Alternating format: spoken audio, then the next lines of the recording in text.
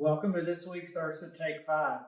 To give you an international update first, the Global Health and Fitness Alliance had its second meeting this past week, and they're gaining momentum and worked on developing a list of short-term and long-term goals and identifying some of the research that they'd like to see that might help clubs, again, around the world. Also on an international stage, I previously shared that the European Union recently levied a 25% tariff on exercise equipment imported from the U.S. So IHRSA has written a response sharing our disappointment and encouraging the European Union to reconsider, especially given the impact of the pandemic and the need to do everything we can to support physical activity around the world. Now is not the time to be taxing exercise equipment when we really need to be encouraging people to be more active, especially after the shutdown. Dr. Sanjay Gupta, the famous MD featured on CNN, says COVID transmission is happening in these 5 places. Number 1, restaurants. Number 2, bars. Number 3, cafes, coffee shops. Number 4, hotels. Number 5, houses of worship. No surprise to our industry, the list does not include health clubs and gyms. Surprise, surprise. Also, this week, really big news. IHRSA, with an assist from the Medical Science and Health Headline team, has developed what we're calling a medical endorsement of exercise and lifestyle letter in support of our industry. And I'm asking you to please consider sharing this statement signed by medical authorities, which says essentially that exercise is essential, vital, and safe for your members to see. Also, if you could pass it on to local media, public health officials, and even your governor. You can also help us get out international, national, and local medical and public health authorities to add their support to this letter. And you can find a link to this letter at IHRSA.org. Again, we're asking you to share it with your medical contacts and or your club's medical advisory board and ask them if they will sign their name onto this letter. Once they agree, all they have to do is fill out the online consent form allowing us to use their name and whatever entity they're affiliated with. So if you'd prefer to send the letter as a PDF, or if you have any questions or need any additional information, you can email us if you need any help accessing the information or you have any questions. The next update is absolutely huge, and I really would implore you to listen closely and follow through on this commitment. It's called the Active and Safe Commitment, and it's ready for adoption right now. Developed by industry experts per the foremost public health guidance, the Active and Safe Commitment serves 3 primary purposes. Number 1, to demonstrate the industry's united commitment to safety for members, guests, staff, and the community at large.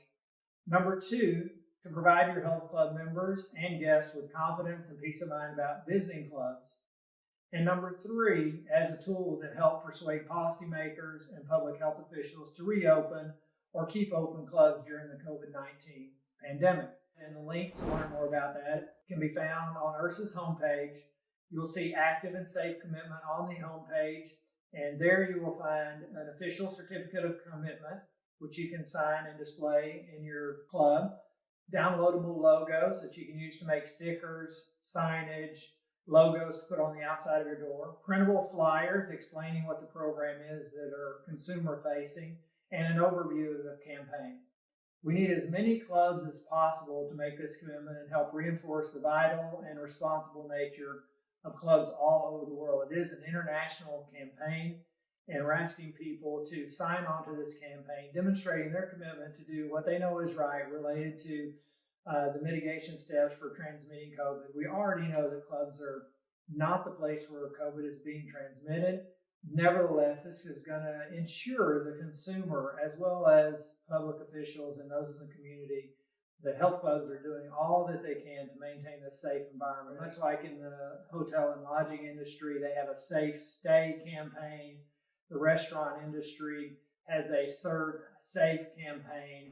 And this is our health and fitness industry's campaign called Active and Safe. Go online, sign up as soon as possible.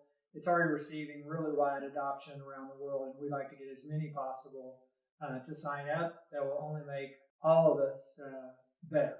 I'd like to remind you of some tips on maintaining your exercise equipment during the unique challenges posed by the pandemic.